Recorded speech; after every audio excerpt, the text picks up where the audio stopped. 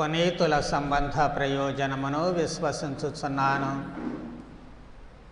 ఈ మాటలు మనము జపమాల జపించేటప్పుడు, ప్రారంభములో విశ్వాస సంగ్రహాన్ని జపించేటప్పుడు చెబుతూ ఉంటాము. ఆదివారపు దివ్య బలి పూజలు లేక మహోత్సవాలలో ఎప్పుడెప్పుడైతే మనము విశ్వాస సంగ్రహాన్ని చెబుతూ ఉంటామో దానిలోని మాటలు ఇవే: పునీతుల సంబంధ ప్రయోజనమును విశ్వసిస్తున్నాను. ఇది మన విశ్వాసము. ఈ విశ్వాస సత్యాన్ని మనము అనునిత్యము ప్రకటిస్తూ ఉంటాము. అయితే నమ్ముతున్నాము అని చెప్పేటువంటి మనకు ఆ పునీతులతో ఉండేటువంటి సంబంధం ఏమిటి అనేది ఎంతవరకు అర్థమవుతుంది అనేది కూడా ఆలోచించుకోవాలి. అర్థం కాకపోతే అది వ్యర్థమే. కాబట్టి పునీతులతో మనకున్నటువంటి అనుబంధము ఏమిటి?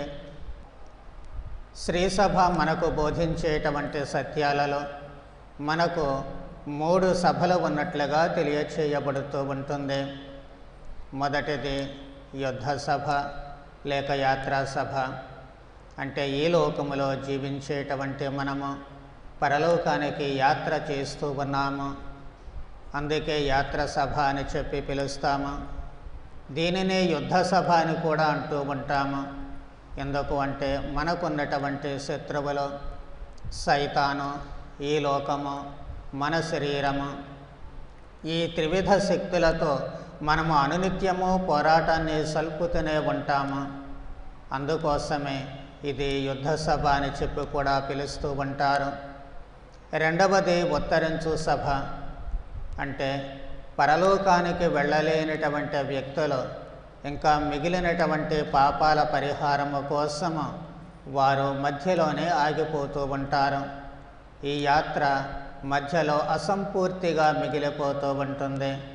ఈ అసంపూర్తిగా ఉన్నటువంటి వ్యక్తులను ఈ ఉత్తరించు సభ అంటే వాళ్ళ పాపాలకు పరిహారము చెల్లించబడేటువంటి చోటు అని పిలుస్తూ ఉంటాము.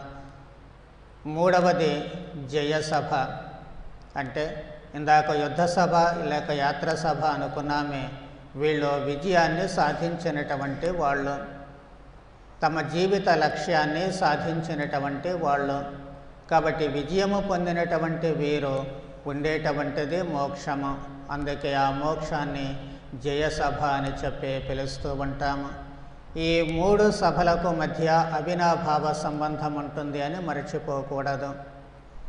యాత్ర చేసేటువంటి మనము తమ పాపాలకు పరిహారం చెల్లించడం కోసము మధ్యలోనే ఆగిపోయినటువంటి ఉత్తరించు ఆత్మలు, తమ జీవితాన్ని విజయవంతంగా ముగించుకునే బహుమానాన్ని పొందినటువంటి మోక్షవాసులు, ఈ ముగ్గురికి మధ్య అవినాభావ సంబంధం ఉంటుంది. ఈ లోకములోనే జీవించినటువంటి వాళ్ళు అందరూ కాబట్టి ఒకరికొకరి తోడ్పాటు అవసరమవుతూ ఉంటుంది. ఈ లోకములో ఉన్నటువంటి మనము మన కోసము, అలాగే మరణించినటువంటి వారు ఉత్తరించు స్థలములో ఉన్నప్పుడు వాళ్ళు శరీరము లేనటువంటి వాళ్ళు కాబట్టి వారు తమకు తాము ఏ సహాయము చేసుకోలేరు. అందుకే వాళ్ళ పాపాల పరిహారము కోసము మనము ప్రార్థనలు చేస్తాము, దివ్య బలి పూజలు చేస్తూ ఉంటాము, పుణ్యకార్యాలు చేస్తూ ఉంటాము, దాన ధర్మాలు చేస్తూ ఉంటాము. వారి పేరిట చేసేటువంటి ఈ క్రియలన్నీ కూడా వారికి పాప విమోచనను కల్పించేటట్లుగా చేస్తూ ఉంటాయి. అలా వారికి మనం సాయపడతాము. మోక్షములో ఉండేటువంటి పునీతులు దేవునితో ఏకత్వాన్ని చెందుతూ ఉంటారు కాబట్టి, దేవుని సన్నిధిలో ఉంటారు కాబట్టి వాళ్ళు మన కోసము ప్రార్థన చేస్తూ ఉంటారు. మనము దేవునికి చేసే ప్రార్థన ఎంతటి శక్తివంతమైందో పునీతులకు చేసినప్పుడు కూడా మనము పునీతులకు కాదు కానీ చేసేది ఆ పునీతులు ఎవరితో ఏకమై ఉన్నారో వారికి చెందుతూ ఉంటుంది. కాబట్టి ఈ విధముగా ఈ 3 సభల మధ్య అవినాభావ సంబంధము ఉంటుంది. అందుకే మామూలుగా జ్ఞానస్నానము ఇప్పించేటప్పుడు తల్లిదండ్రులు పునీతుల పేర్లు పెడుతూ ఉంటారు. ఇప్పుడంతా మనము నవనాగరికులం అయిపోయాం కాబట్టి పునీతుల పేర్లు పెట్టుకోవాలి అంటే కొంచెం చిన్నబుచ్చుకుంటూ ఉంటారు. అందుకే ఏ తేగో ఏ రాయో ఇలాంటి పేర్లు అయితే చాలా బాగుంటాయి అని అవి పెట్టుకుంటూ ఉంటారు. కాబట్టి పునీతుల పేర్లు పెట్టుకున్నప్పుడు ఆ పునీతుని మనం జ్ఞాపకం చేసుకుంటాము. మనలను పిలిచినప్పుడు ఆ పునీతుడు జ్ఞాపకం వస్తూ ఉంటాడు. నేను అలాగే జీవించాలి అనేటువంటి స్ఫూర్తి మనిషికి కలుగుతూ ఉంటుంది. అందుకే మనం పునీతుల పేర్లు పెడుతూ ఉంటారు మన పెద్దలు. ఈ పవిత్ర బాల్య సభకు సంబంధించినటువంటి పిల్లలందరూ కూడాను ఒక ఏడాది నేను ఈ పునీతుల చరిత్రల గురించి వాళ్లకు క్విజ్ పోటీలు పెట్టాను. మరొక ఏడాది నాటక పోటీలు పెట్టాను.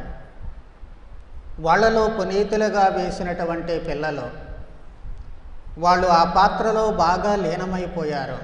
ఎంతగా లీనమైపోయారు అంటే ఆ పిల్లలు బాప్తిస్తా యోహాను గారి తల నరికినటువంటి ఆ సన్నివేశము నిజంగా వాళ్ళు సత్యానికి ప్రాణం ఇచ్చాము అనేటువంటి భావన వాళ్ళలో కలుగుతుంది. అందుకే ఆ అబ్బాయి చెబుతూ ఉన్నాడు తర్వాత వచ్చి, ఫాదర్, నేను ఎలాంటి పరిస్థితుల్లో కూడా నీతి న్యాయాలే తప్పను, నా ప్రాణం పోయినా సరే నేను బాప్తిస్తా యోహాను గారిలాగానే జీవిస్తాను అని చెప్పి చాలా ఆవేశంతో మాట్లాడుతూ ఉన్నాడు.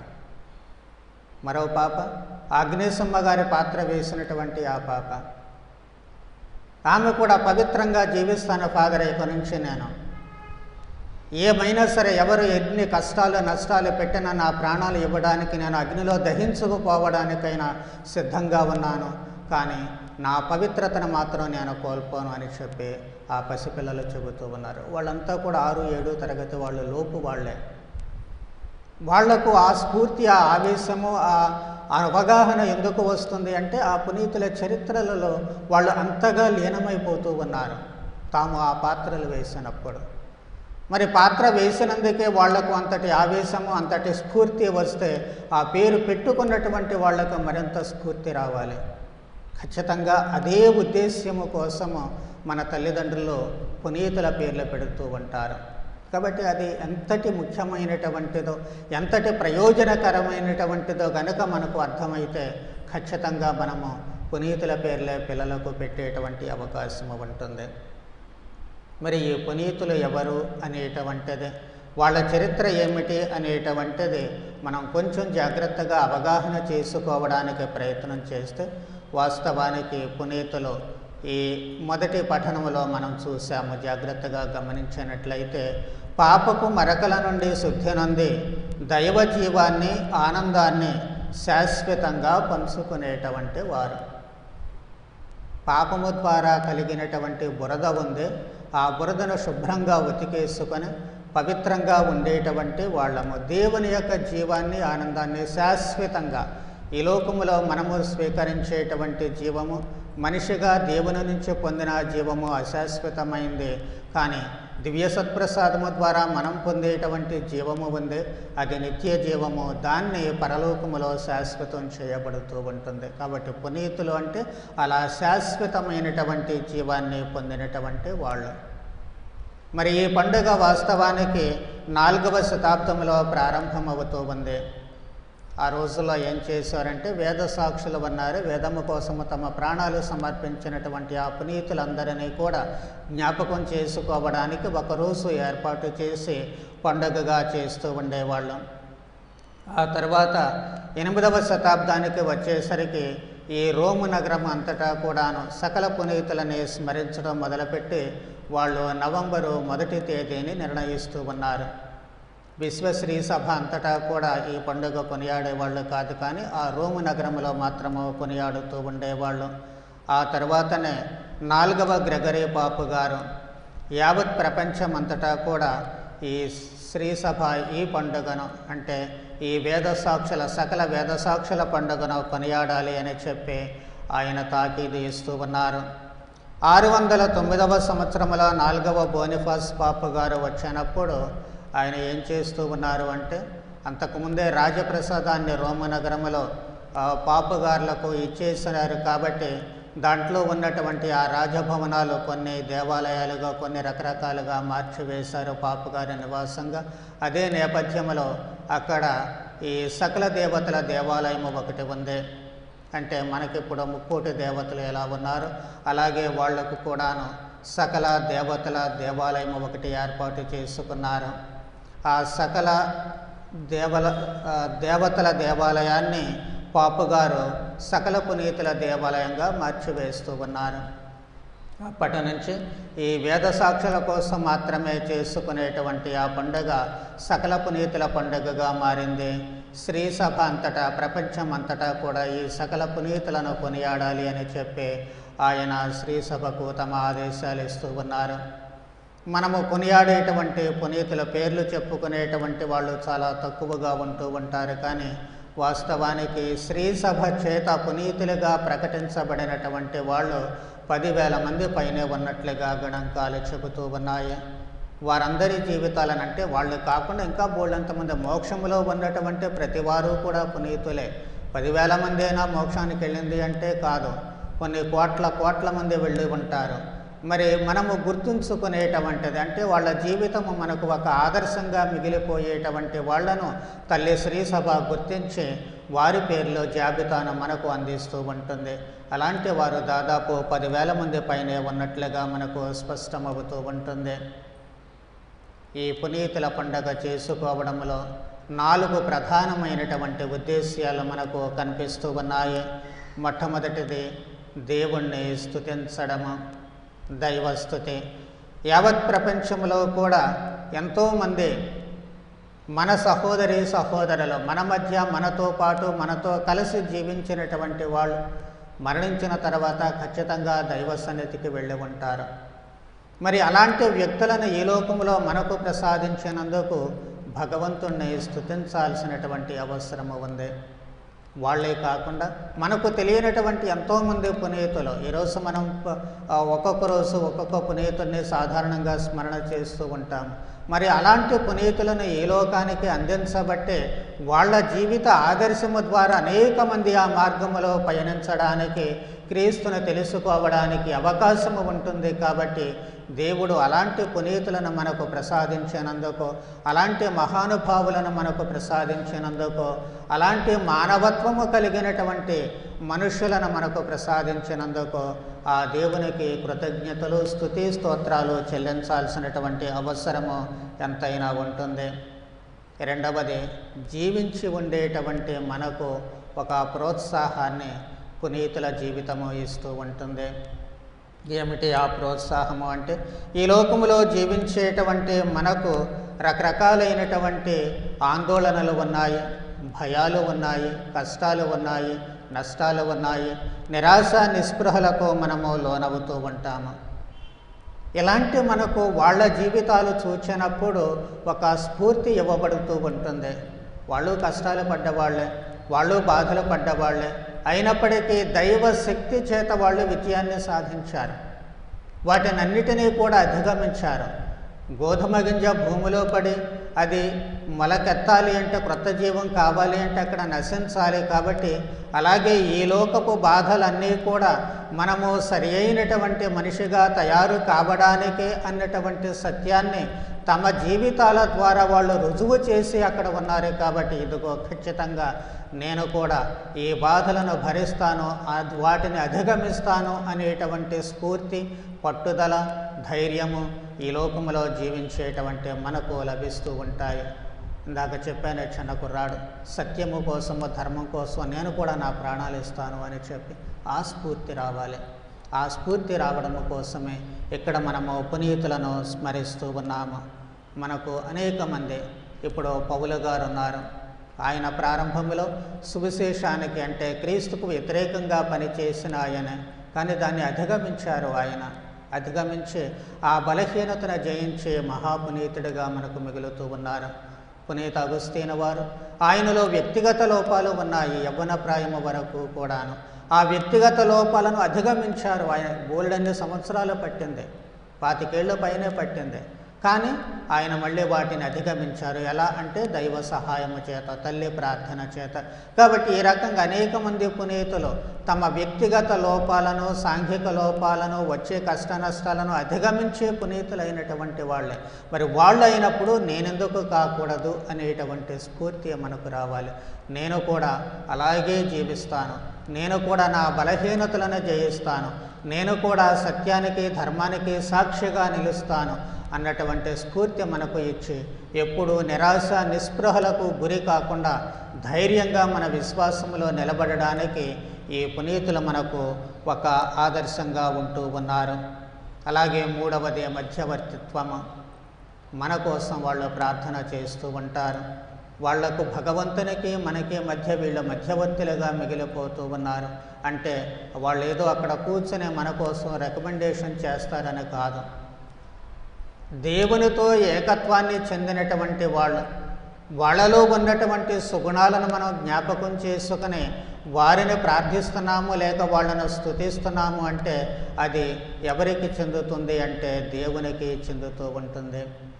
మనము వీళ్లకు చేసేటువంటి ఆ ప్రార్థన అంతా కూడా డైరెక్ట్గా వారికి కాదు, కానీ అది దేవునికి చెందుతూ ఉంటుంది, దేవునికి వెళుతూ ఉంటుంది. ఎలా అంటే వాళ్ళు దేవుని ప్రక్కనే ఉన్నారు, దేవునితో కలిసి ఉన్నారు.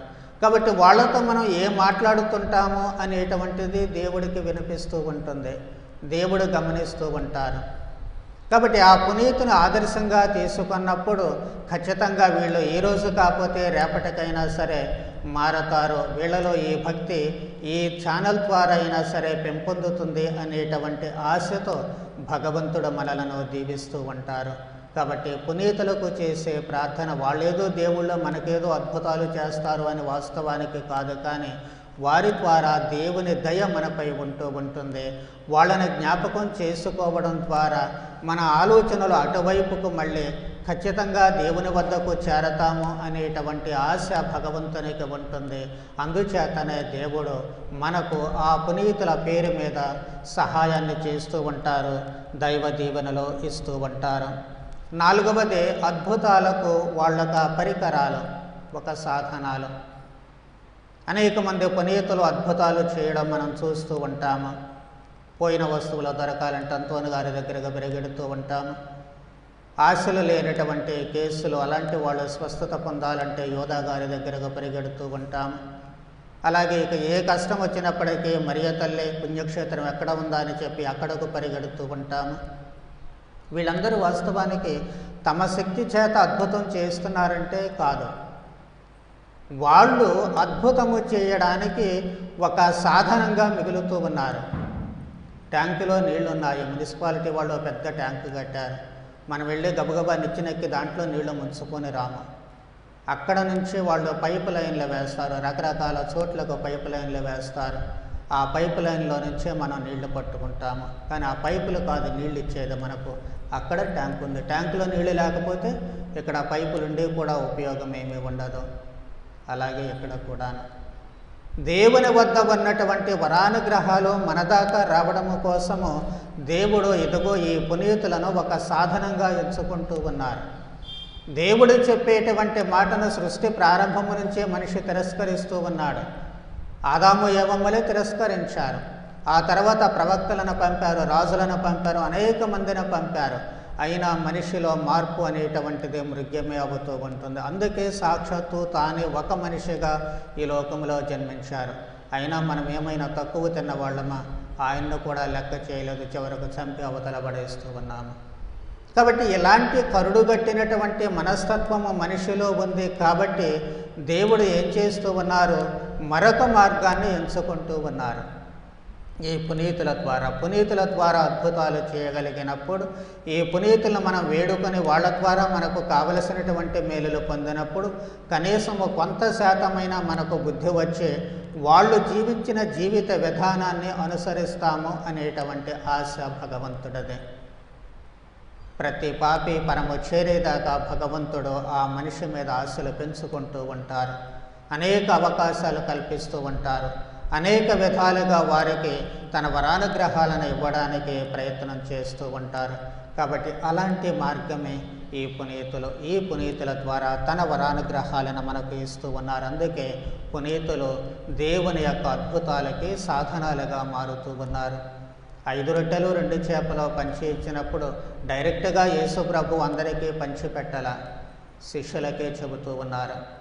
కానాపల్లిపల్లిలో నీటిని ద్రాక్షారసముగా మార్చినప్పుడు అక్కడ కనీసం శిష్యులను కూడా ఉపయోగించుకోలేదు. అక్కడెవరు వచ్చారు? సేవకులు వచ్చారు. ఆ సేవకులతోటే నీళ్లు నింపమన్నారు. వాళ్ళనే మళ్ళీ ఆ నీళ్లు తీసుకెళ్ళి వడ్డించమంటూ ఉన్నారు. అద్భుతం జరుగుతూ ఉంటుంది. అక్కడేమో ఈ సేవకులు సాధనాలు అయితే ఇక్కడేమో శిష్యుల సాధనాలు అవుతూ ఉంటారు. కాబట్టి పరికరము ఎవరైనా కావచ్చు. రకరకాల పరికరాలను దేవుడు వినియోగించుకుంటూ ఉన్నారు. ఇక్కడ ప్రభువు ఉపయోగించుకున్నట్లే ఇక్కడ కూడా దేవుడు ఈ పునీతులను ఉపయోగించుకొని వాళ్ళ ద్వారా మనకు ఈ దైవానుగ్రహాలను ఇస్తూ ఉన్నారు. మరి మన సంగతి ఏమిటి? మనం గుర్తుంచుకోవాల్సినటువంటి విషయం ఒకటి ఉంది. మనందరము కూడా పునీతులమే. చిన్నప్ప గారు రోమాపౌరులకు వ్రాసిన పత్రికలో 11వ అధ్యాయంలో మొదటి 7 వచనాలు మనం జాగ్రత్తగా చదువుకున్నట్లయితే మనము పునీతులుగా ఉండడానికి పిలువబడ్డాము అని చిన్నప్ప గారు చాలా స్పష్టంగా చెబుతూ ఉన్నారు. పవిత్రులు నిర్దోషులుగా ఉండడానికి లోక సృష్టికి పూర్వమే ఆయన ఎన్నుకున్నారని మరో చోట చెబుతూ ఉన్నారు. కాబట్టి మనం పునీతులుగా ఉండడానికి పిలువబడ్డాము. అది గుర్తుంచుకోవాలి. మనం ఎప్పుడు మన జీవిత లక్ష్యం అదవుతూ ఉంటుంది. పునీతులుగా ఉండడానికే పిలువబడుతూ ఉన్నాము. ఆయన అంతటితో వదిలిపెట్టడం లేదు. కొరింథీయులకు వ్రాసినటువంటి మొదటి పత్రిక మొదటి అధ్యాయంలోనే మొదటి 2 వచనాల్లో ఆయన అంటూ ఉన్నారు, తన క్రైస్తవులను పునీతులుగా సంబోధిస్తూ ఉన్నారు. అంటే మనమంతా కూడా పునీతులమే, ఈ లోకములో జీవించేటువంటి వాళ్ళము అని చెప్పి అంటూ ఉన్నారు. అలాగే అదే కొరింథీయులకు వ్రాసిన 2వ పత్రికలో మళ్ళీ ఏం చెబుతూ ఉన్నారు? 13వ అధ్యాయములో పునీతులు మీకు శుభాకాంక్షలు తెలుపుతూ ఉన్నారు. అంటే అవతల ఎవరికైతే వ్రాస్తూ ఉన్నారో వాళ్ళు పునీతులుగా చెబుతూ ఉన్నారు. తన దగ్గర ఉన్నటువంటి వాళ్ళు వీళ్ళు కూడా పునీతులే అని చెప్పి ఆయన స్పష్టం చేస్తూ ఉన్నారు. వెరసి మనమంతా కూడా పునీతులుగా ఉండడానికి పిలువబడడం మాత్రమే కాదు, కానీ మరి మనమే పునీతులము అన్నటువంటి భావనను ఆయన స్పష్టం చేస్తూ ఉన్నారు. ఏదో చిన్నప్ప గారు అన్నారు కదా అని చెప్పి మనం పునీతులం అంటే అందుకు ఆధారం ఏమిటి అంటే, ఏ విధంగా మనం పునీతులం అవుతున్నాము అంటే మొట్టమొదటిది మనం దేవుని బిడ్డలము. జ్ఞానస్నానము ద్వారా మనలో ఉన్నటువంటి జన్మ పాపము ఇతర పాపాలన్నీ పోతూ ఉన్నాయి. పవిత్రులుగా మారుతూ ఉన్నాము. దేవుని బిడ్డలుగా అవుతూ ఉన్నాము. ఇంకా దేవుని బిడ్డలమైతే మనం పునీతులమే, దేవుడి దగ్గరే ఉండేటువంటి వాళ్ళము. కాబట్టి మనం మోక్షవాసులమే. ఖచ్చితంగా ఆ క్షణంలో మనము మోక్షవాసులము, పవిత్రులము. కాబట్టి మనము పునీతులము అన్నటువంటిది అక్కడ స్పష్టమవుతూ ఉంటుంది. రెండవది, మనము దేవునిలా ఉండాలి అని, దేవుని మాదిరిగా తయారవ్వాలి అని, మన పాపాలన్నిటినీ కూడా పరిహరిస్తూ పాప సంకీర్తన అని, తద్వారా మనము దేవుని మాదిరిగా మారడానికి క్రీస్తు తన శరీర రక్తాలను మనకు ఆహారంగా ఇస్తూ ఉన్నారు. తద్వారా క్రీస్తులా మారిపోతూ ఉన్నాము. ఇక నుంచి జీవించేది నేను కాదు, నాలో ఉన్నటువంటి క్రీస్తే జీవిస్తూ ఉన్నారు. నేను క్రీస్తును అయితే నేను పవిత్రుడని, నేను క్రీస్తును అయితే నేను మోక్షవాసనే. కాబట్టి నేను పునీతుడను అని చెప్పడంలో ఏ విధమైనటువంటి సందేహము లేదు. అందుకే ఇందాక చదువబడినటువంటి 2వ పఠనములో యోహాను గారు వ్రాసినటువంటి ఆ మొదటి లేఖలు అంటూ ఉన్నారు, మనము ఏమి కానుంటేమో ఇంకా స్పష్టం కాలేదు, కానీ ఒకటి మాత్రం నిజం. ఏమిటి అది? ఆయన వలె అగుదమని మాత్రము తెలియను. ఎవరు ఆయన? క్రీస్తు వలె అవుతాము. క్రీస్తు వలె ఎలా అవుతామని ఈయన ఎలా చెబుతూ ఉన్నాడంటే తన కళ్ళతో స్వయంగా చూశాడు. తాబోరు పర్వతము మీద మోషే ఎలీలో ప్రభువుతో ప్రత్యక్షమైనప్పుడు వాళ్లకు ప్రభువుకు తేడా ఏమీ కనిపించలేదు. అందరిలోనూ మహిమ ఉంది, అందరిలోనూ ఒకటే తేజస్సు ఉంది, అందరూ ఒకే దుస్తులు, ఒకే మాదిరిగా ఉంటూ ఉన్నారు ముగ్గురు కూడా. కాబట్టి వాళ్ళు ప్రభువులా తయారైతే ఈరోజు మనము ఆయన శరీర రక్తాల చేతనే పోషించబడేటువంటి మనం ఎందుకు కాలేము? ఖచ్చితంగా ఆయన వలె అవుతాము అనేటువంటిది మాత్రము వాస్తవము అని చెప్పి ఆయన చాలా స్పష్టం చేస్తూ ఉన్నారు. కాబట్టి ఈ సత్యాలన్నీ కూడా మనము పునీతులము అన్నటువంటి విషయాన్ని మనకు స్పష్టం చేయబడుతూ ఉంటుంది. మరి ఆ పునీతులుగా ఈ లోకంలో ఉండడం సాధ్యమా? ఇది మన జీవితంలో ఉండేటువంటి అతిపెద్ద ప్రశ్నార్థకము. సాధ్యమా కాదా అంటే వాస్తవానికి సాధ్యము, ఒకే ఒక మాటతో చెప్పొచ్చు. కానీ ఎలా సాధ్యమో అనేటువంటిది మన వ్యక్తిగత ఆలోచనలు, వ్యక్తిగత పనులు, వ్యక్తిగత జీవితము మీద ఆధారపడి ఉంటుంది. ఏదో మూకుమ్మడిగా అలా గుడ్డెద్దు చేయబడ్డట్టు వెళ్ళిపోవడం కాదు, కానీ ఇవన్నీ కూడా మనకు సాధకాలు. ఇప్పటి వరకు చెప్పినటువంటివన్నీ ఇవన్నీ మనల్ని పునీతులుగా మారుస్తూ ఉన్నాయి. అయితే మనం మారుతున్నామా లేదా, ఆ పునీతులుగా మనం జీవించగలమా లేదా అనేటువంటిది ప్రతి ఒక్కరికి కూడా మీ మీదనే ఆధారపడుతూ ఉంటుంది. ఇప్పటికే మనము దేవుని చేత ఎన్నుకోబడినటువంటి వాళ్ళము. దేవుడు మనలను జ్ఞానస్నానము ద్వారా ఎన్నుకుంటూ ఉన్నారు.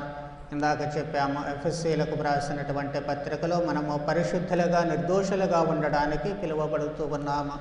పరిశుద్ధులు నిర్దోషులుగా జీవించడం కష్టమైనటువంటి పనేమీ కాదు. అంటే జీవించగలిగిన సత్తా మనకు ఉంది.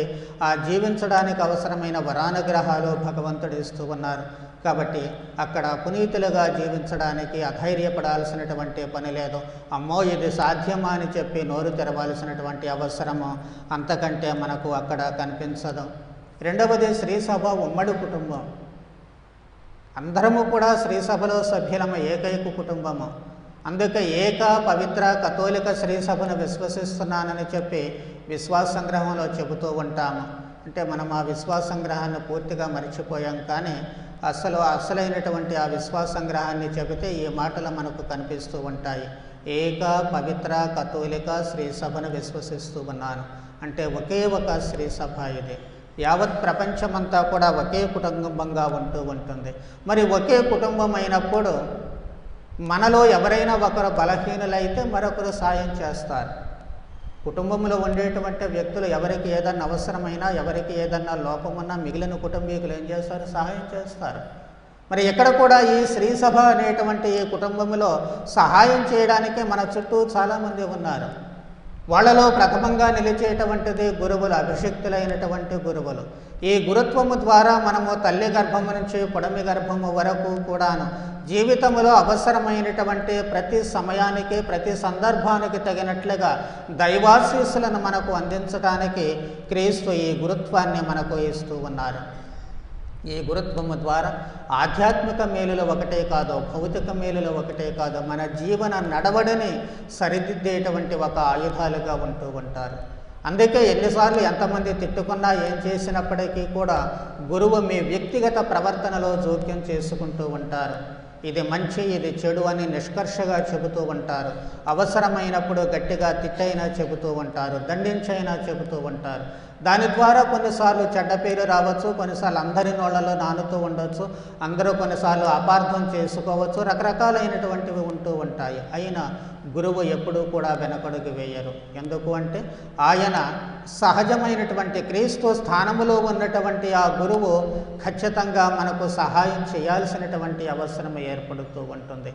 తాను బురదలో కూరుకుపోయిన మనకు మున్సిపాలిటీ పంపు మంచినీరు మాత్రమే ఎలా ఉంటుందో అలాగే గురువు కూడా తనకు ఎన్ని ఎదురు దెబ్బలు తగిలినప్పటికీ కూడా, ఎన్ని అవమానాలు ఎదురైనప్పటికీ కూడా, ఎన్ని అపార్థాలకు లోనైనప్పటికీ కూడా తన కర్తవ్యము, తన సహోదరులకు సహాయం చేయడమే తన జీవన లక్ష్యంగా పెట్టుకోవాల్సినటువంటి అవసరము ఉంటుంది. కాబట్టి ఇదిగో మన జీవితాలలో జోక్యం చేసుకుంటూ మనలను సరైనటువంటి మార్గములు నడిపిస్తూ ఉంటారు.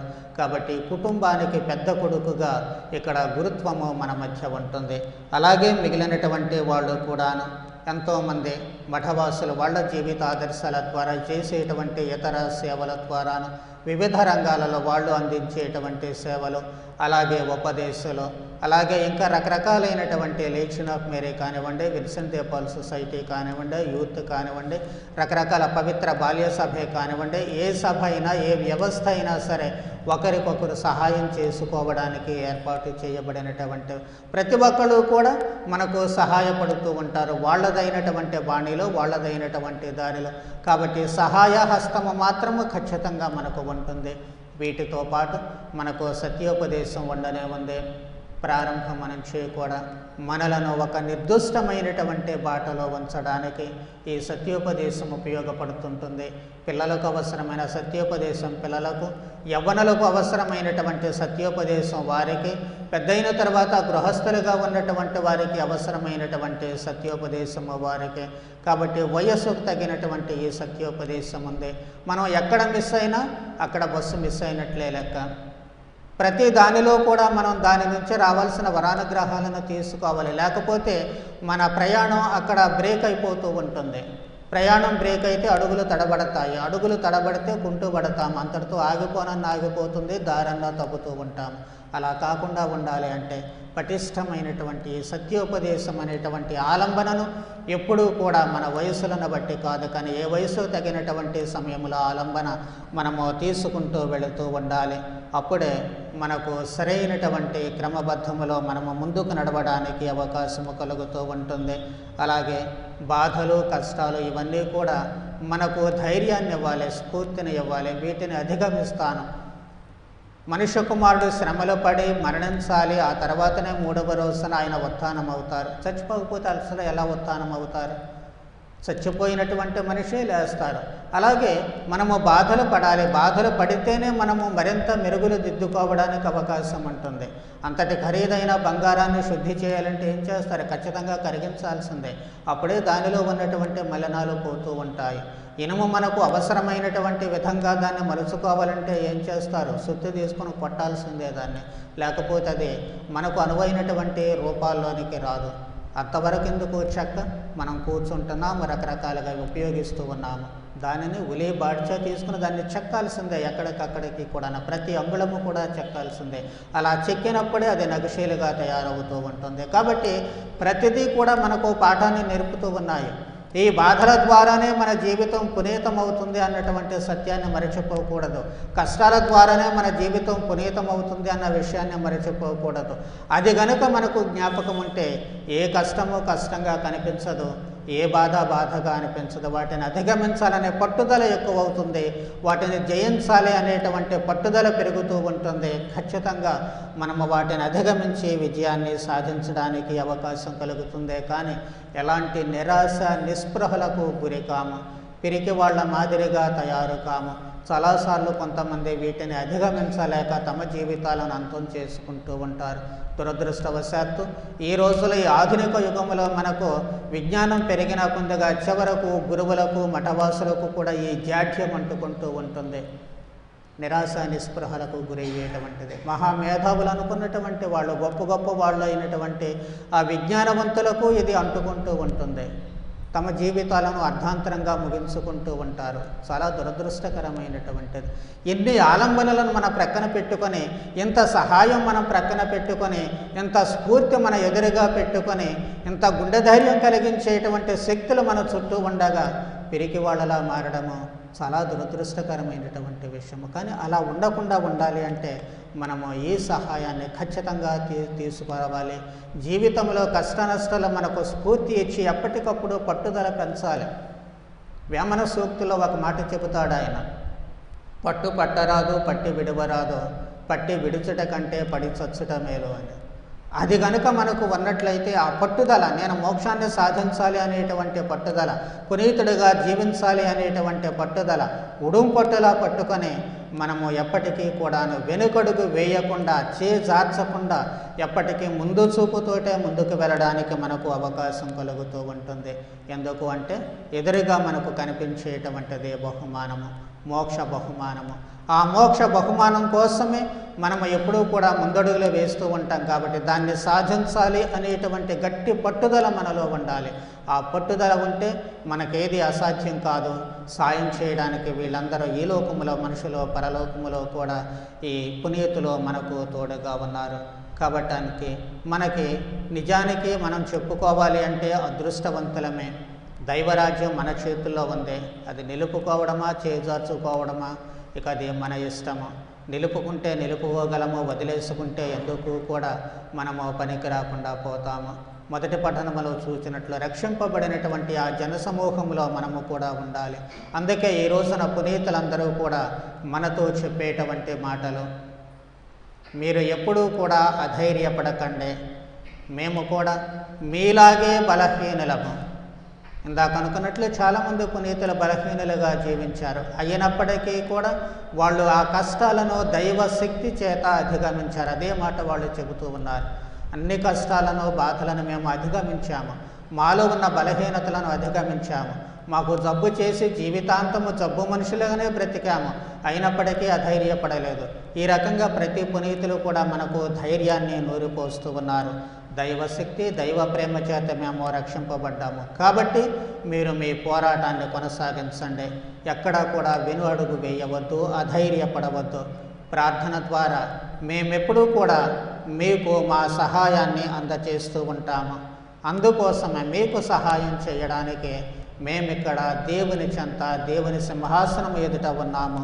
కాబట్టి మహిమాయుతమైనటువంటి అత్యద్భుత బహుమతి మీకోసం ఇక్కడ సిద్ధంగా ఉంది. దాన్ని చేజెక్కించుకోవడానికి మీ ప్రయాణాన్ని, ప్రయత్నాన్ని వీరోచితంగా కొనసాగించండి అని ఈరోజు మనందరికీ కూడా వాళ్ళు తమ సందేశాన్ని అందిస్తూ ఉన్నారు.